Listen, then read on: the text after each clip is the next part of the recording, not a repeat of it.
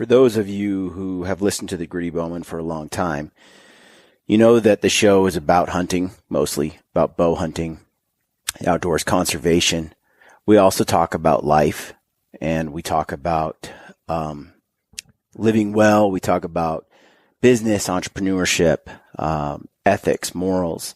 We might talk about how to tune your bow, how to tune your arrows, how to hunt, how to call elk, strategies, things like that. But we kind of cover a wide range of things, and I think the listeners are used to that. And today's podcast is one of those broad topics outside of hunting specifically. And it's not a, I don't really care for getting into political discussions and getting into, it'd be great to do a podcast that just covered all the fun stuff. But there's not much point in having a voice if you don't use it. If you believe in something, I think you need to stand up and talk about it. So the other day, I was reading a lot in the media about the Parkland school shooting, about gun ownership, gun violence, and the Second Amendment. And it got me thinking, and I always kind of sometimes go down these deep thoughts on things, and I've just been weighing all the input. And one thing I want to say at the outset of this podcast is that I want to get at the truth of things. I really do. It's a sincere intention. I want to know. I don't want just what helps me tell my story. I want to know the facts. And I think there's some great folks out there that do podcasts and do media, and I really enjoy like Joe Rogan for that reason. He seems to be open to new information. So as I talk about the things I'm going to cover today, it's very clear. I hope it's clear that I don't know that I know all the answers. I have some conclusions. I have some ideas, and I think I'm right. I'm open though. Always open to new information and to the possibility that I could be wrong. That said, not everyone in the world today, in our space, is actually honest about their intentions. They have an agenda. They have something that they want to, an ideology that they want to promulgate, and to do that, they don't care if they're being truthful or honest or not. So last week, I posted something to my Instagram page and to my story, and to Instagram about my thoughts on the Second Amendment. And keep in mind, Gritty Bowman is a hunting podcast, so I'm expecting quite a few people to agree with my so-called conservative stance on the Second Amendment. But what I received were lots of messages and personal messages and questions about my stance, that opposed it, and quite a few actually. And we engage in some really good discussions. But when you send your ideas out, and there's something like 50,000 people that listened to the podcast last week that follow myself on Instagram and hear the messages that I have to share.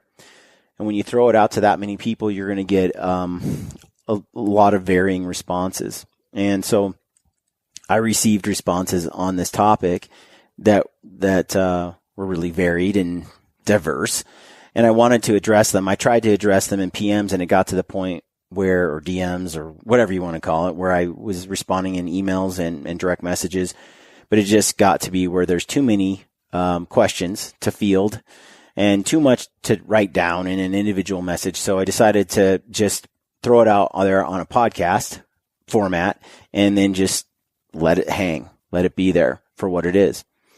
So I'm going to start with what are some of the things that are being said in the media today, and then my interpretation of those things. So those things around gun control.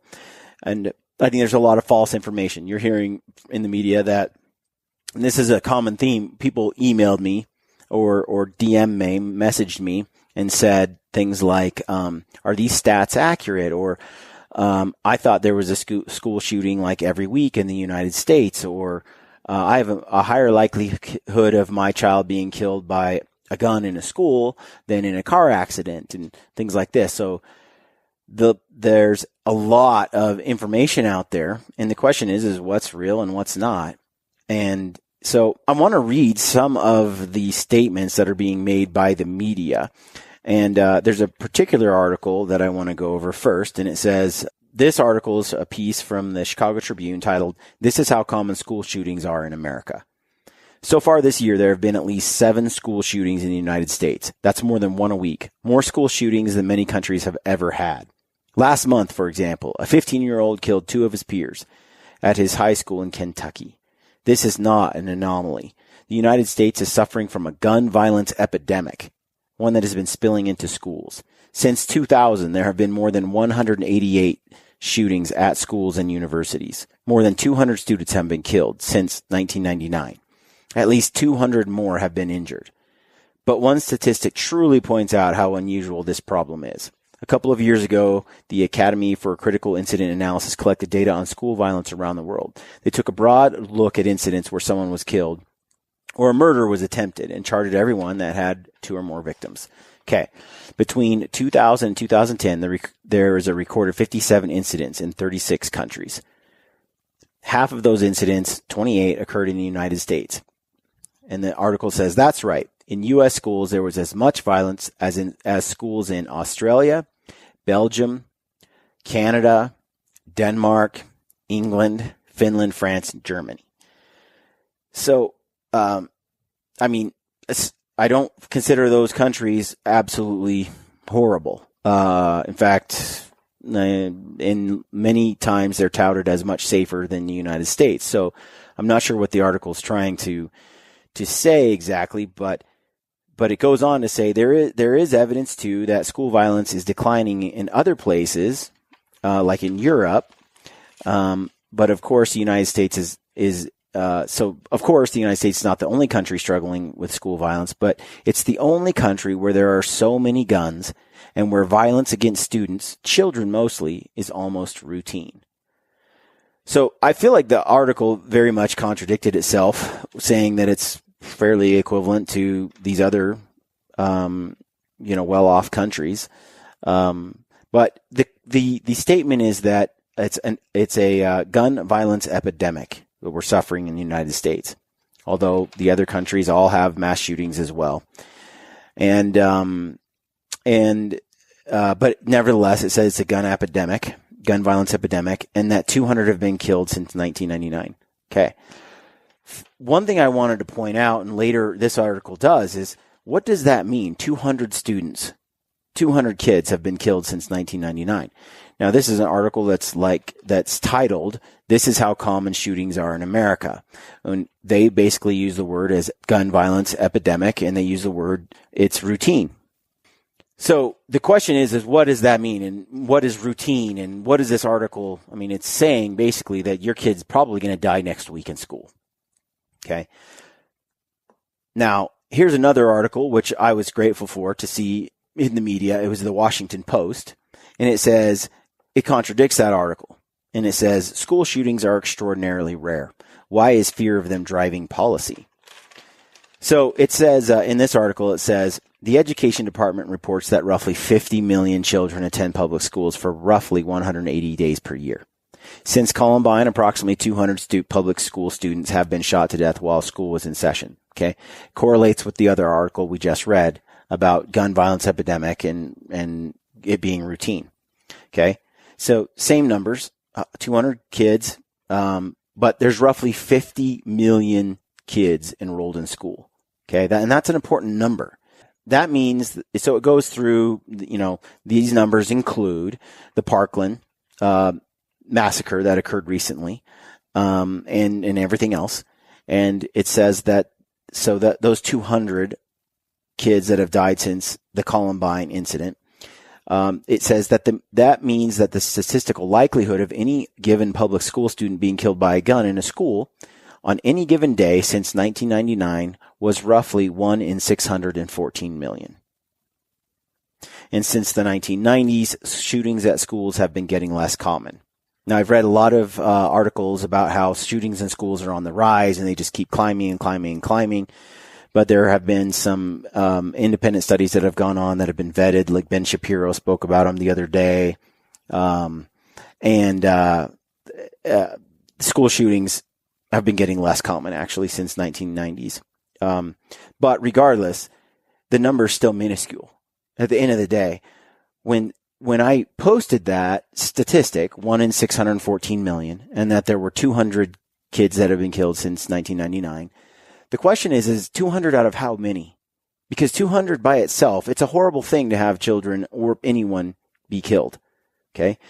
I'm not debating that. It's 100%. It's heinous. It's horrible to have people die. Okay? To have them die in that manner. Now, that 200 though, what does it mean? It has to be put into context. Out of 50 million children attending school, you had 200 killed. Out of 50 million. All right. That's a 1 in 614 million chance that your kid is going to die in a school shooting next week. Okay? It's not zero. The risk of that is not zero, but it's near zero. That number is 0.000000 something chance of your kid being killed in school by a mass shooting.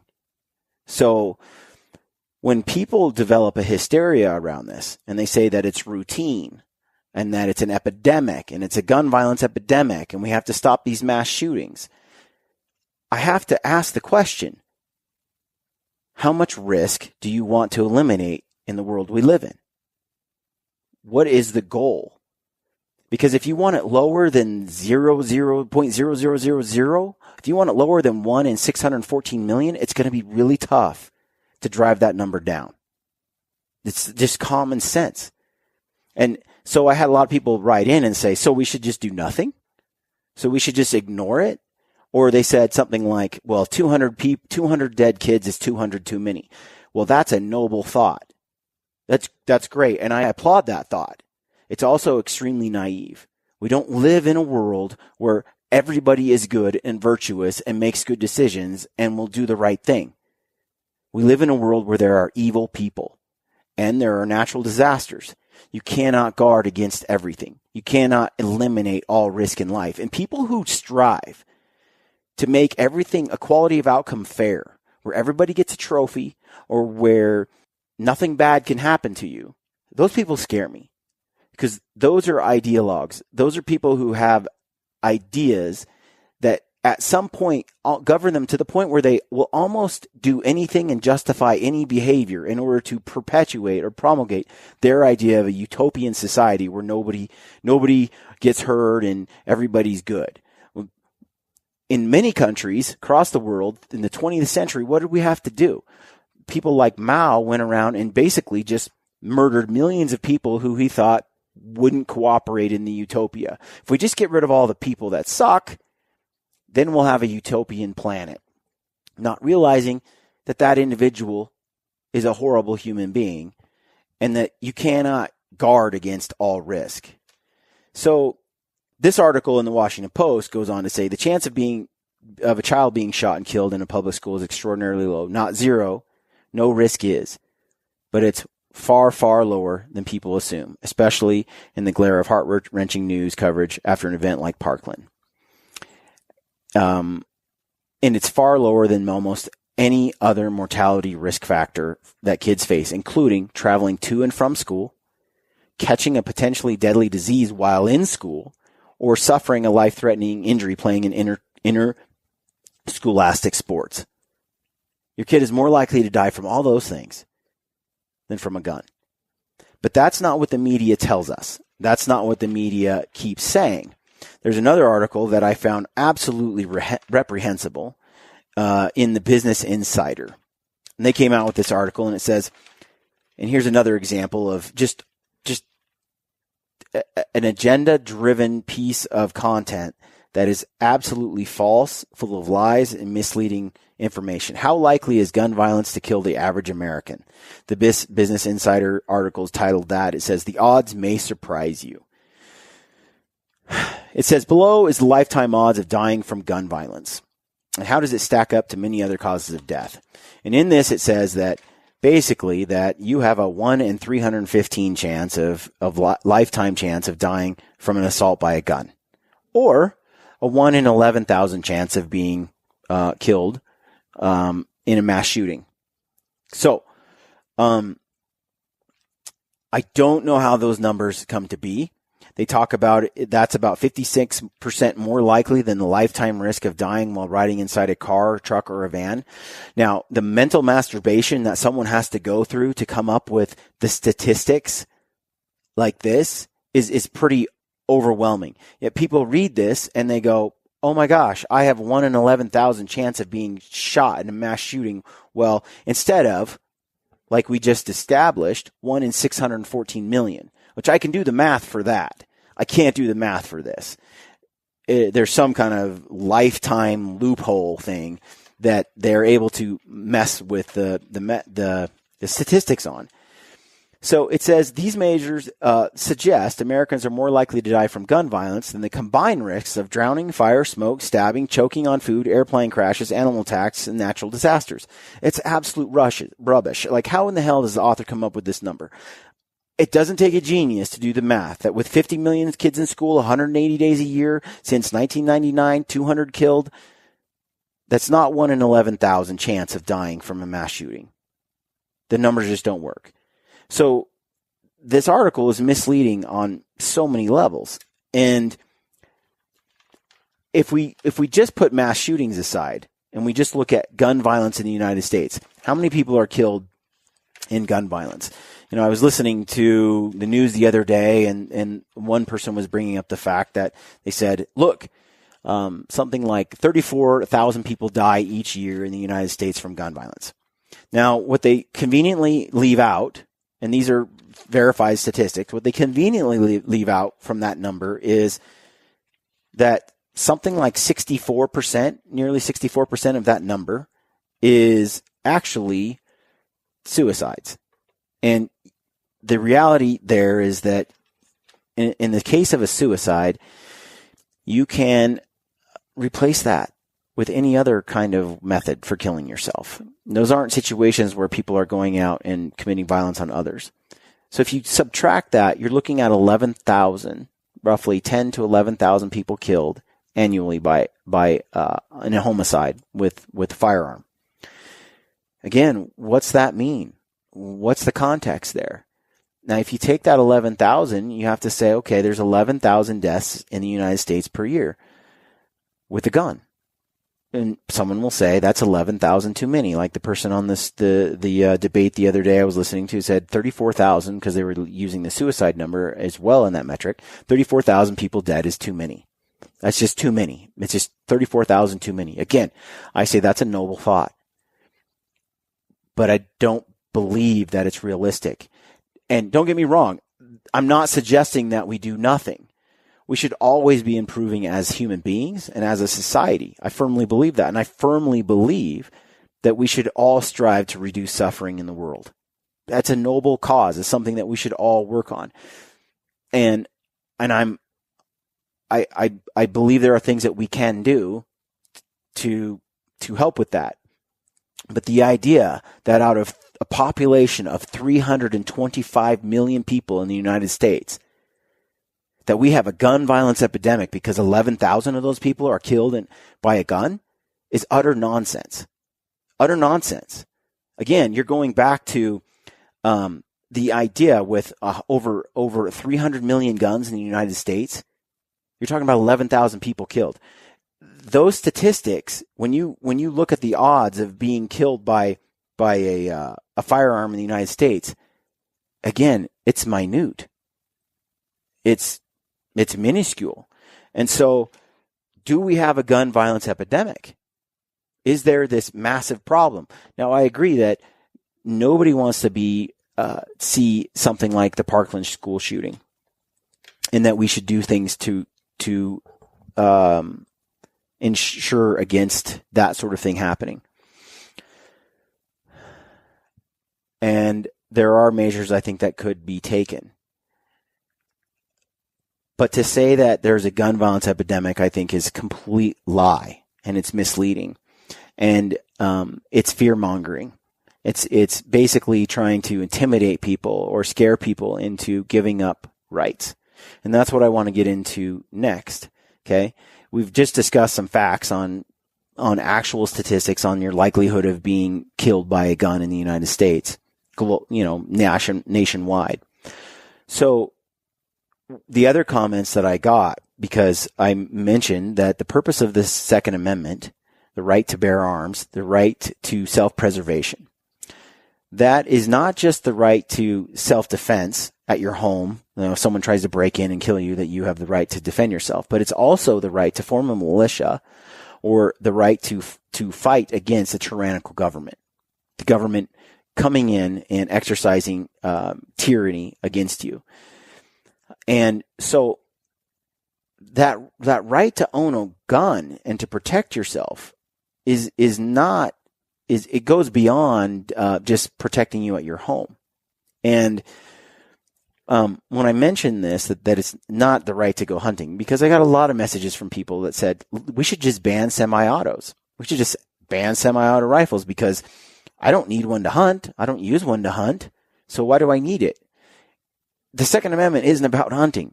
The Second Amendment is about protection. It's about the right for self-defense. It's a right for self-preservation. And so the other comment I got was, well, you don't need a semi-auto rifle to defend yourself. Okay. And I got the comment, the government, do you really think we're going to need to fight our own government? Do you really think that the government is going to turn on us and be tyrannical? I mean, come on, we live in the United States. We're fine. Like, we're all good. Like, that's a ridiculous notion. And the other comment that I got was, you're safe. Basically, they're saying you're safe, so you don't need a gun. Okay. There were a few others that came through that along those lines. But a couple of things that I found disturbing about those comments is that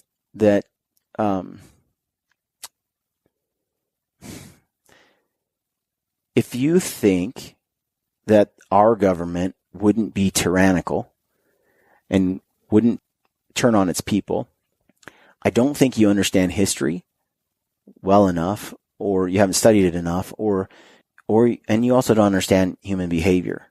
I don't think if you asked, 10 years before the rise of Nazi Germany, the Third Reich and the Gestapo and the SS, if you had asked Jews if they thought the government would turn on them, that they would say yes, and that there would be millions of them killed, women and children at gunpoint. I don't think they would have said, yes, that's what our government will do to us. It doesn't work that way. So I want to go through a little gun history lesson about governments that took away the guns from their people. And here's just a brief overview. In 1929, the Soviet Union established gun control. From 1929 to 53, about 20 million dissidents, people who did not agree with the tyrannical government, were unable to defend themselves, were rounded up and exterminated.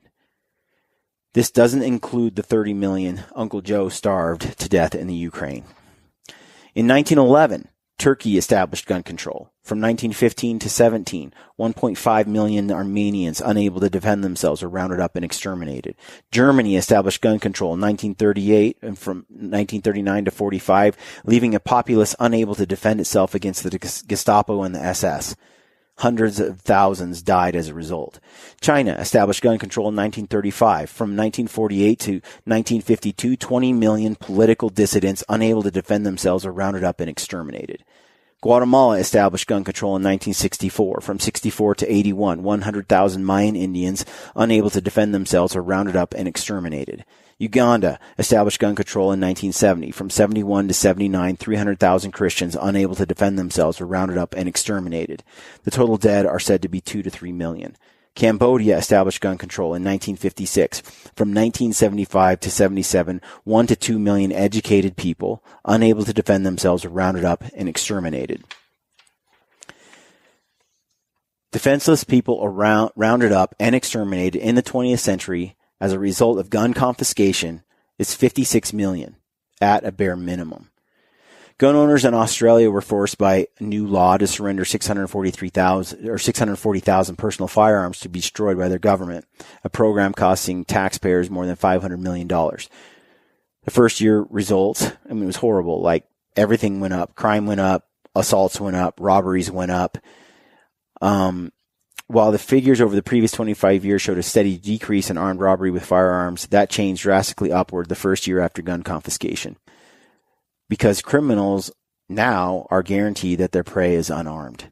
Because gun control, in this sense, gun confiscation, is going to affect the honest people, the virtuous people who actually turn their guns in, while all the criminals retain their weapons. It's not good policy. In the United States, not only is it not good policy, it goes against our Second Amendment rights of self-preservation. And so I had people say, well, come on, we're in the United States. And then in rebuttal to these figures, I read something from Snopes.com where they talked about gun confiscation in these articles and these facts and these numbers. And they basically said, in conclusion, and this can be found on other pages that basically vet these claims made by gun confiscation resulting in mass murders of tyrannical governments against their people. And their conclusion is this: based on the actual evidence at hand, we find it reasonable to conclude that gun confiscation, facilitated by laws requiring the registration or licensing of firearms, played a crucial role in the carrying out of 20th century genocides. So I hope you heard that, because the evidence at hand, they're saying, this is an independent entity, Snopes, reviewing the fact-finding on this particular issue, that they conclude that gun confiscation that was facilitated by laws that require registration of your firearm or licensing of your firearm played a crucial role in carrying out 20th century genocides. Okay? This is where the governments turned on their people and mass murdered tons of them. Millions of them. However, gun control per se, this is their caveat, properly defined as a set of laws regulating gun ownership that can range from minimally restrictive to outright prohibitive, is neither a cause nor even a reliable predictor of mass exterminations. So they're saying gun control itself, not gun confiscation, but gun control, where there's some laws around guns, doesn't actually mean that it's going to result in mass exterminations. I don't disagree with that. Fully automatic rifles aren't allowed. I can't have a grenade launcher or a missile launcher, like as an American citizen. I mean, there's some control over what I can and cannot have. And so, absolutely, gun control itself isn't, but gun confiscation absolutely has been a major predictor of mass exterminations, but not as major as this. This is what they say. Whereas the presence of a repressive military dictatorship most certainly is a cause of mass exterminations. Well, what in the heck is a tyrannical government? It's a repressive military dictatorship. What is the purpose of the Second Amendment? It's to retain the right for self-preservation and self-defense, to guard against a tyrannical government that is repressive military dictatorship. Now, when governments that had a tyrannical leadership were allowed to take weapons from the populace, they were able to mass execute them. Okay? Exercise tyranny. So, in a way, I feel like it's sort of splitting hairs. The found basic idea, though, is that in countries where weapons were taken away from the populace and then a dictatorship fell into place, mass genocides were committed. So people tell me, well, don't worry about it, dude. We live in the United States, and so that will never happen. And I find that statement disturbing on a few levels because, first of all, I mean, it's absolutely feasible that our government, let's say, all it takes is a few nuclear bombs in the right places, and the United States is bombed back to 200 years ago. The idea that some tyrannical government couldn't rise out of that power vacuum is just naive. It absolutely could happen, especially if nuclear warfare were more global.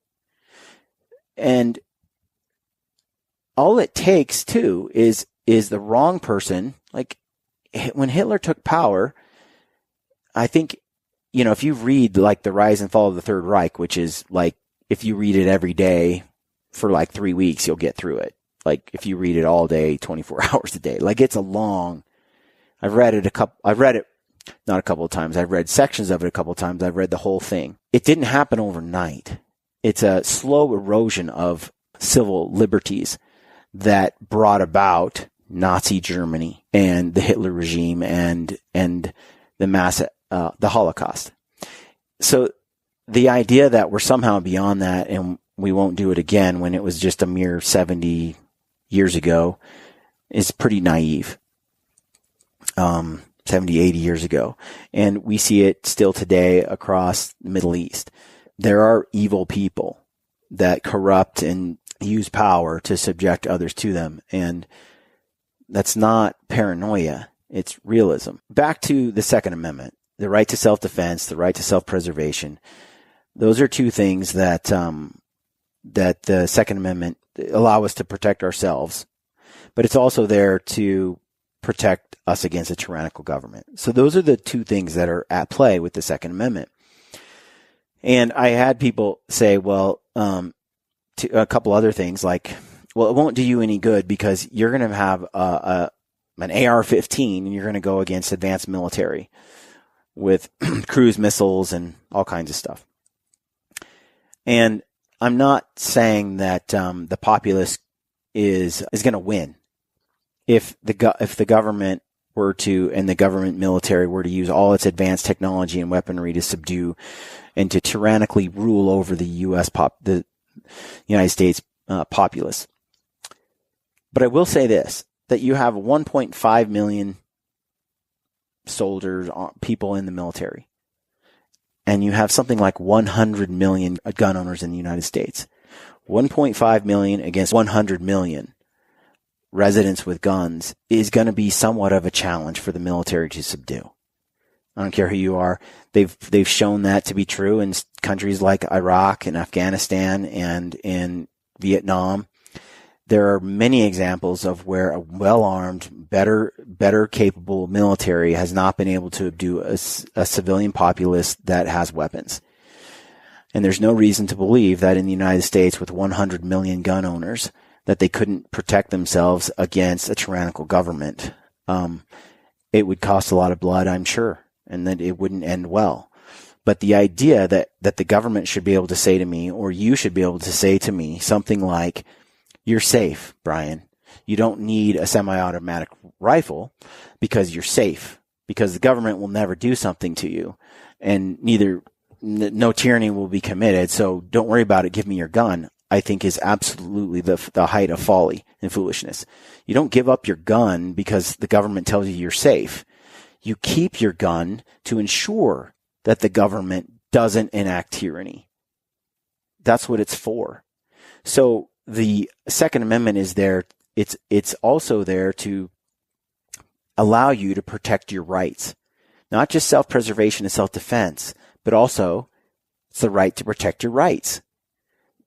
That's with your ability to defend yourself. You're able to protect your infringement of your rights from the U.S. government or from any tyrannical government.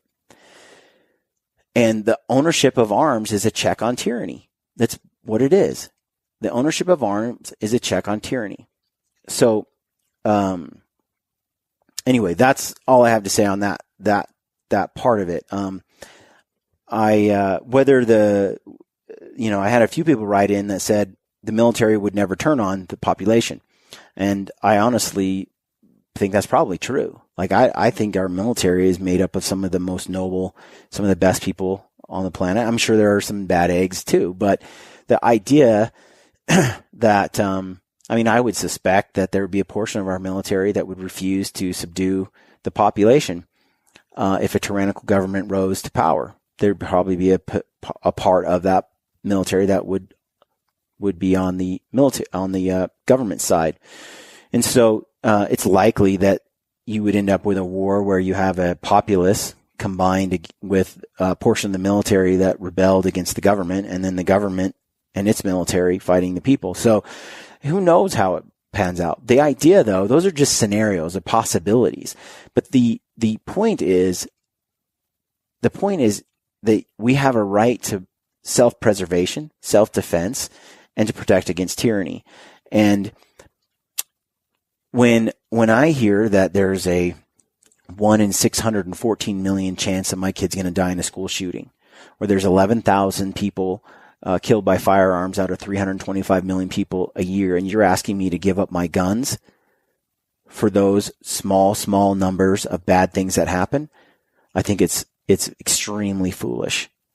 Because what you're asking for when you have statistical chances of something bad happening to you being near zero, when you want it even safer than that, you have to be careful, because your safety might come in the form of a cage. And that's the honest truth. If cars are killing people, which far more people die from car accidents than they do from guns. If you were to say, okay, from now on, you can't drive a car. We want to ban cars because people die in cars. You'd be infringing on someone's freedom to move about with a vehicle. We all seem to be okay with accepting the risk that every time we get in a car, we might be in an accident. But there are many who are refusing to accept the risk that comes with gun ownership and the Second Amendment. With the Second Amendment in place, there will always be, and as long as guns are in the United States, there will always be the potential for someone to misuse that. The same way there's the potential for someone to misuse a car.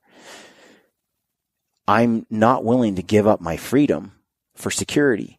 And there's an interesting quote by Benjamin Franklin that said, "Those who give up essential liberty to purchase a little temporary safety deserve neither liberty nor safety."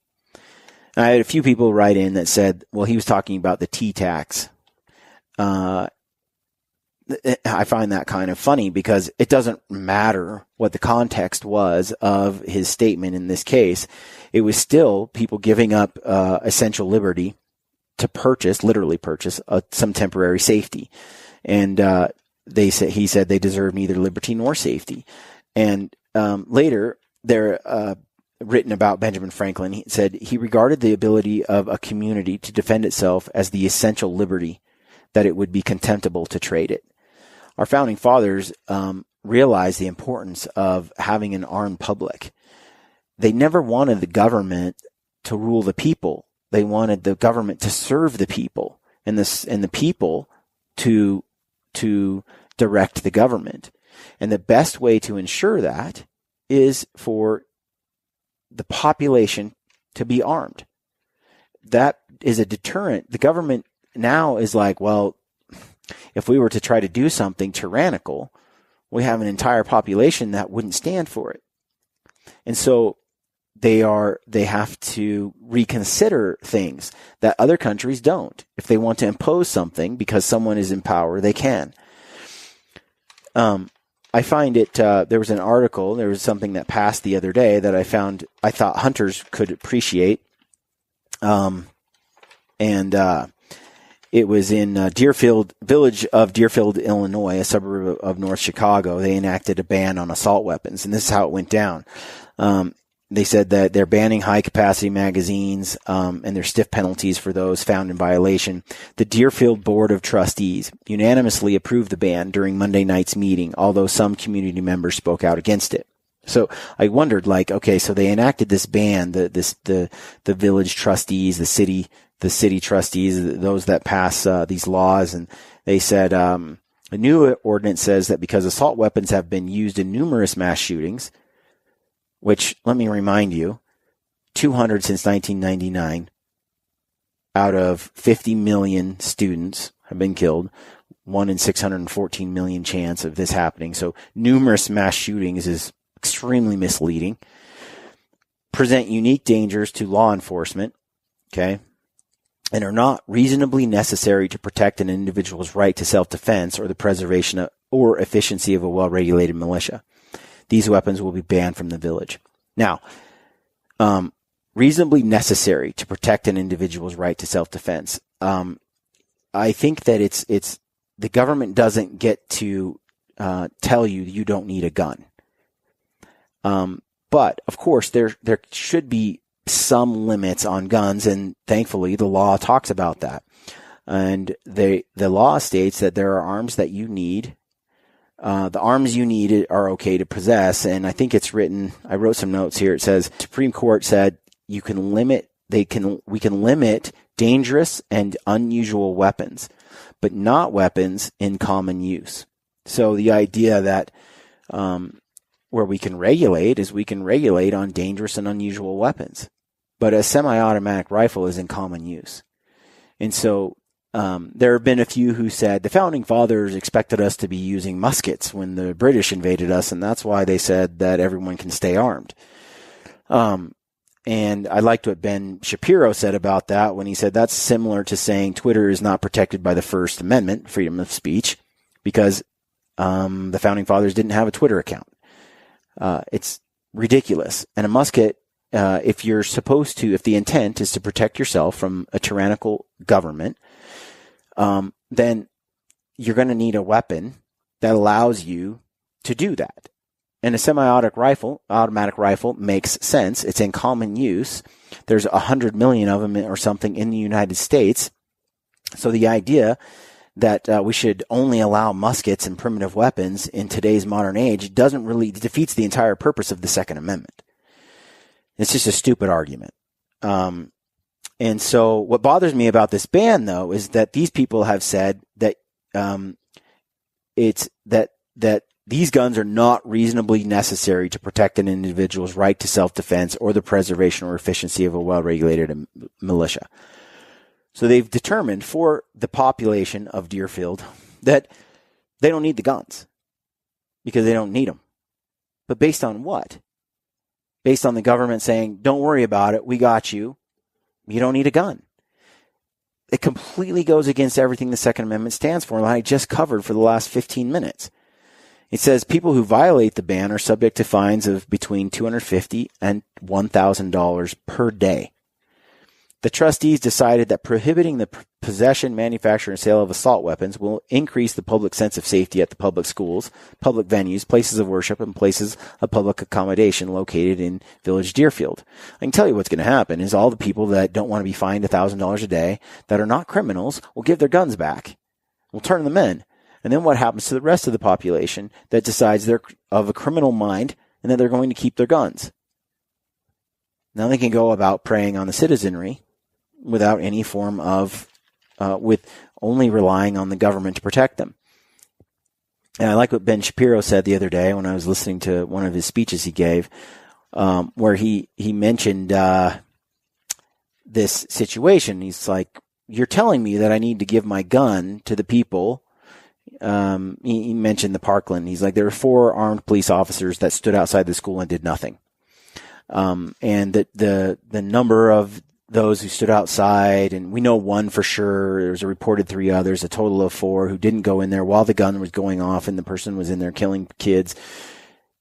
The government did nothing. Plus, they received upwards of 40 warnings and phone calls about this person that performed the shooting, that they were going to go in and do this, and they never did anything. They didn't follow up on any of that.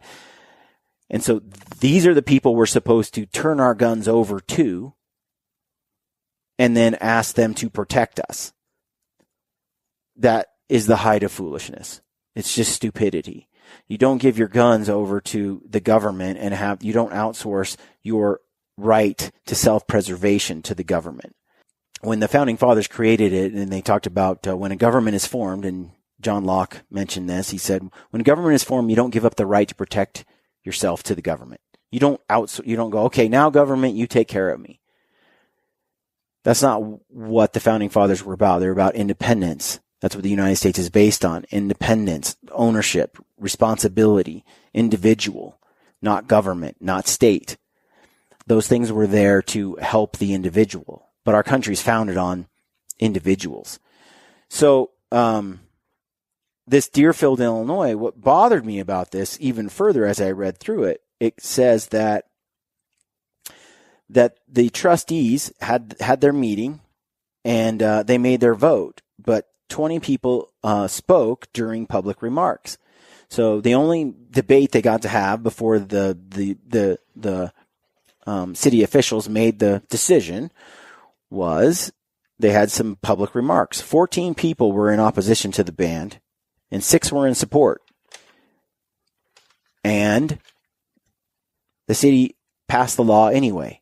14-6. 14 people were against the ban, 6 people were for it, and the government decided to ban it anyway. This is a case where the government is making decisions for the people. They're not serving the interests of the people, the majority of the people. They're serving their own interests. And that's where we're at risk of a tyrannical government. Anyway, that's just some more ideas on that topic. Like I said, the government doesn't get to tell me that I'm safe and therefore don't need a gun. It goes against everything the Constitution stands for. It's utter nonsense for our government to declare you safe and then take away your guns when they're the very entity that might go tyrannical against you. One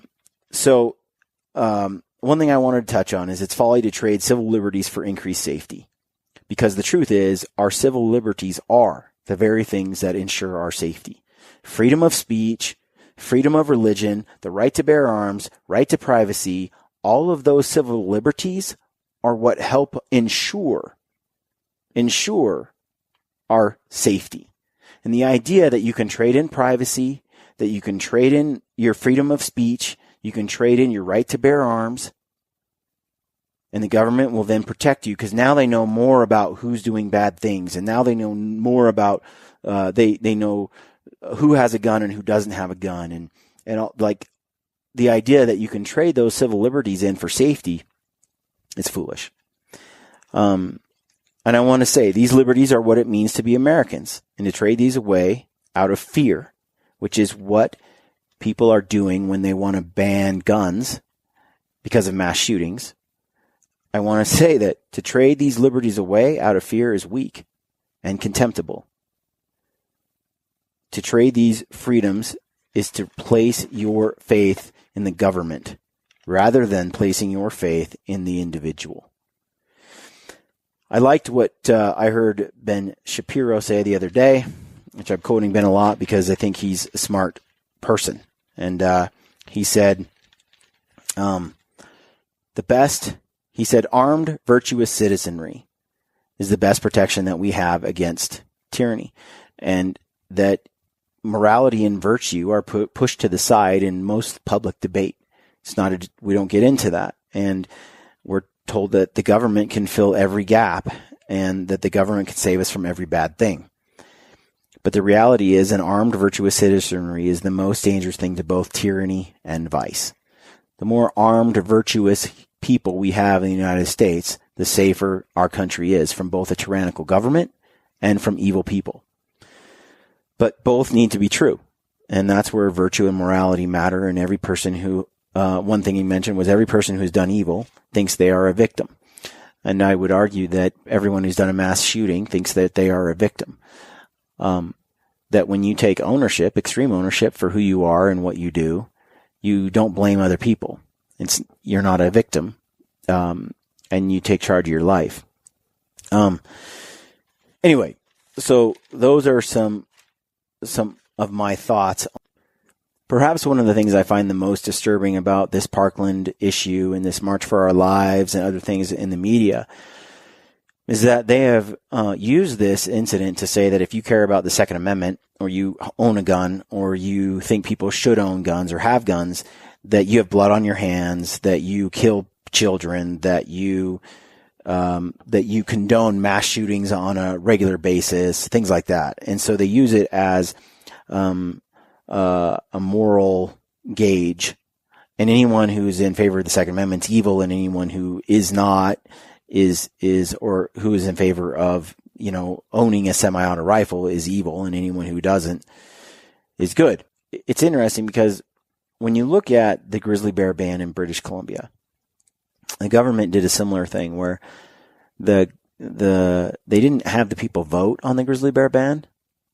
Instead, the elected officials unanimously declared that grizzly bear hunting would be banned.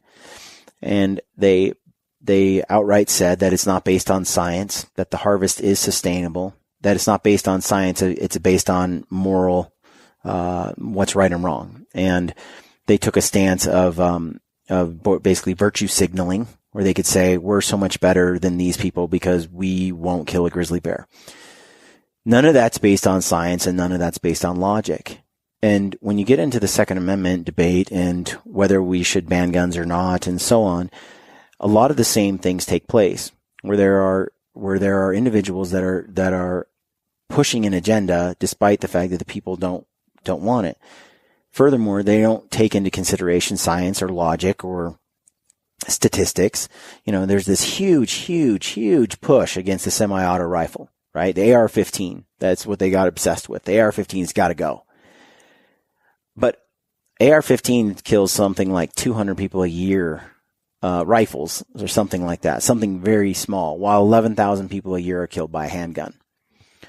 So why would you ban, if you want to save human lives because gun violence is out of control and it's a gun epidemic, why would you ban the semi-auto rifle?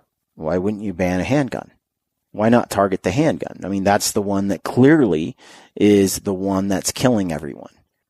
So you can see the same thing in the gun debate. They target the semi-auto like they do the grizzly bear because it's an emotional thing, and they can get people to stand behind that, and they can get legislation passed to ban semi-auto rifles. But just like the anti-hunting crowd, the agenda isn't to stop at that; it's to go further. And so things like, well, why don't we just have a national gun registry where everyone tells them where their guns are and who has guns? And just as Snopes mentioned in this fact-checking article, I think that's somewhat an infringement on the Second Amendment. It says that all gun confiscations were facilitated by laws requiring the registration or licensing of firearms. So certain firearms, we do require licensing. We do require some things to be done around those. But the guns in common use, often, they don't require the same level of licensing. And that's for a reason, because to enact something like that allows the government to have control and then therefore take guns away. They did that in Germany, and over time what they did was they loosened the laws for those who were not Jewish, and they completely took away the guns from everyone who was Jewish using the registration of firearms. And so when a government allowing them to have that information is inviting tyranny.